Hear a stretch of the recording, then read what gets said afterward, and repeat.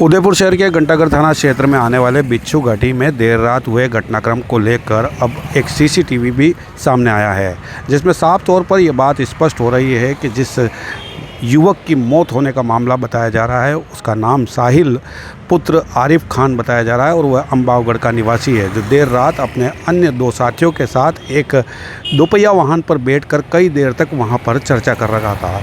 उसके बाद वहां पर एक स्विफ्ट गाड़ी आती है, उसमें कुछ युवक सवार होकर आते हैं और उसके साथ ही यहां पर देखने वाला विषय ये बनता है कि यहां पर कुछ युवकों के साथ द्वारा यहां पर आपस में मारपीट करने की वारदात घटित हो रही है।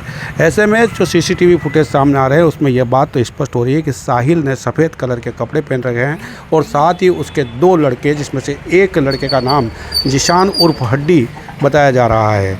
ऐसे में सीसीटीवी फुटेज के आधार पर ये बात स्पष्ट है कि यहाँ पर जिस समय घटना घटित हुई उसके पहले भी गश्त को करने वाली कई पुलिस की गाड़ियाँ मौके से गुजरी और ऐसे में यहाँ पर कई सवालिया निशान खड़े हो रहे हैं। आखिरकार ये घटनाएं जो लगातार उदयपुर शहर की शांति को ख़त्म करने का काम कर रही है, वहाँ कहीं ना कहीं देखा जाए तो उदयपुर शहर की जो छवि है वह कहीं ना कहीं ख़राब होती हुई नज़र आ रही है।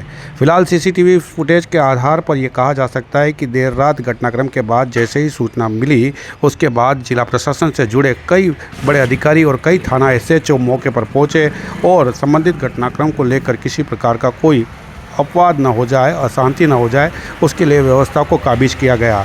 हालांकि सूत्रों के आधार पर यह कहा जा रहा है कि जिशान उर्फ हड्डी को पुलिस ने डिटेन कर लिया है, उससे पूछताछ की जा रही है और साथ ही आगामी जो अन्य अपराधी है उनकी तलाश की जा रही है।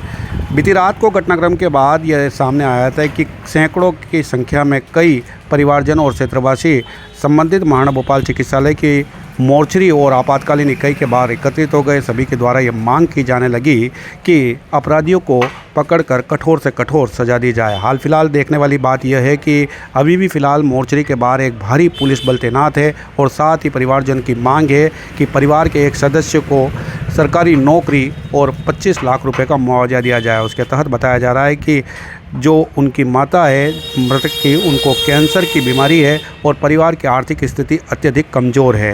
इस बात को लेकर हाल फिलहाल असमंजस के हालात है और शहर में एक बार फिर देखने वाला विषय यह है कि लगातार होती चाकूबाजी की वजह से कहीं न कहीं उदयपुर शहर की शांति व्यवस्था पर कई सवालिया निशान खड़े हो रहे हैं।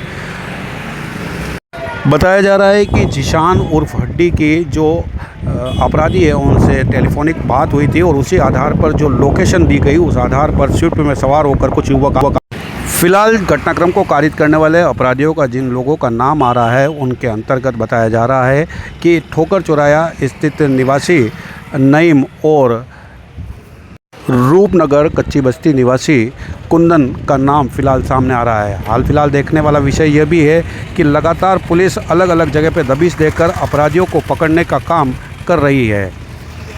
वीडियो के अंतर्गत देखा जा सकता है कि जो लड़के आपस में बात कर रहे हैं वे कई देर तक यहाँ खड़े होकर आपस में बातचीत करने के दौरान ही एक दूसरे से करीब थोड़ा दूर भी जा रहे हैं, नाच रहे हैं, उछल रहे हैं और कूद रहे हैं। लेकिन आखिरकार ऐसा कुछ क्या हुआ जिसकी वजह से शहर में एक बार फिर इतनी बड़ी वारदात घटित हो गई, इस बात को लेकर भी पुलिस मुस्तैदी से तफ्तीश कर रही है। मैं अम्बावगढ़ सदर मोहम्मद तस्लीम खान, मेरे अंकल का लड़का है साहिल, उसके पापा का नाम है आरिफ खान, जो घर में अकेला कमाने वाला है। उसको कल बीती रात को धोखे से बुला के 4-5 जनों ने मिलके नियत उसको मर्डर कर दिया उसका। वो घर में अकेला कमाने वाला था, उसकी माँ खुद कैंसर पीड़ित है। मैं प्रशासन से एक ही गुजारिश करता हूँ कि हमारे साथ निष्पक्ष जांच की जाए और दोषियों को सख्त से सजा दी जाए और उसकी बच्ची जो बहन है उसकी उसे सरकारी नौकरी दी जाए। और घर में अकेला कमाने वाला था, माँ कैंसर पीड़ित है और काफी परेशानी से गुजर रहे हैं। हम मोहल्ले वाले जितनी मदद हो सकती है हम करते हैं, लेकिन उनके घर के हालात बहुत खराब है। नौजवान लड़का था, इस तरीके से धोखे से उसके साथ ऐसी हरकत करी गई है, तो जो भी दोषी है उनके ऊपर सख्त से सख्त कार्रवाई की जाए। आसपास के सीसीटीवी कैमरे खंगाले जाए जिसमें उनका फुटेज मिलेगा कि उसको किस तरह से उसका मर्डर किया गया। मेरा नाम शहनाज खान है, मैं अलीपुर रहती हूँ। मेरे भतीजे को धोखे से बुला के मारा गया है।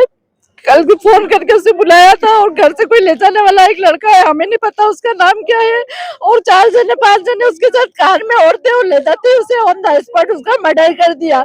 हमें सरकार से रिक्वेस्ट है कि मेरी इस बच्ची का ध्यान दिया जाए, इसको सरकारी नौकरी दी जाए और उन अपराधी को सख्त से सख्त सजा मिले, और इसके माँ कैंसर पीड़ित है, उसको मुआवजा दिलाया जाए। घर में कमाने वाला कोई नहीं था, उस बच्चे को बहुत बेरहमी से मारा गया है। उसके जो भी हो, सरकार से ये रिक्वेस्ट है, जो सरकार करती है वो हमारे साथ भी इंसाफ करे। मेरे इस बच्चे की तरफ नहीं है, इसके कमाने वाला कोई नहीं है, इसके कमाने वाला कोई नहीं, इसको सरकारी नौकरी दी जाए और इसको मुआवजा दी जाए, और उसके माँ को कैंसर पीड़ित है। मेरी एसपी साहब से और कलेक्टर साहब से रिक्वेस्ट है कि हमारी भी सुनवाई हो, अगर हमारी सुनवाई नहीं होती तो हम लाश नहीं उठाएंगे, यहाँ से हम यहीं मर जाएंगे, और नहीं तो हमें देना उसको। अगर प्रशासन ने बड़ा सहयोग नहीं कर सकते तो हमें हाथ में दे, तो हम मार देंगे उनको। नहीं मोर कुंदन के नाम हो रहे हैं, सरासर लोग बता रहे हैं हमारे को, हमारा इंसाफ हो अभी क्या भी। अगर हमारा इंसान नहीं होता, मैं भी बच्चा नहीं उठेगा, मेरे बच्चे की कंडीशन देख लो, उसकी उस बच्चे की कंडीशन दिखाओ। मैं आ रहा था, मुझे और लड़कों के बदले उनको बोलो मेरा भाई लाके दे, मुझे इंसाफ चाहिए। कैसे मेरे भाई को 10 मिनट में मार दिया उन्होंने, मुझे इंसाफ चाहिए। मेरे कानून से रिक्वेस्ट है कि मुझे इंसाफ दे। 10 मिनट के अंदर मेरे भाई को खत्म कर दिया। वो 10 मिनट में घर आ रहा था, मुझे मेरा भाई चाहिए। मेरी मम्मा घर में बीमार है, मैं अकेली कैसे मैनेज करूं, वो मैनेज करने वाला है। मेरा भाई चाहिए और मुझे इंसाफ चाहिए। कुछ नहीं कहकर निकले थे, वो खाना खाने के लिए बाहर गए हुए थे, जितनी देर में उनके साथ उनको धोखे से ले जाके और 10 मिनट में उनको मार दिया, उनके ऊपर ऐसे कर दिया। 2 लोग थे, वो पहले से परिचित थे क्या आपस में? नहीं, हमें कुछ भी इन्फॉर्म नहीं था और एकदम से ऐसे कर दिया मेरे भाई के साथ।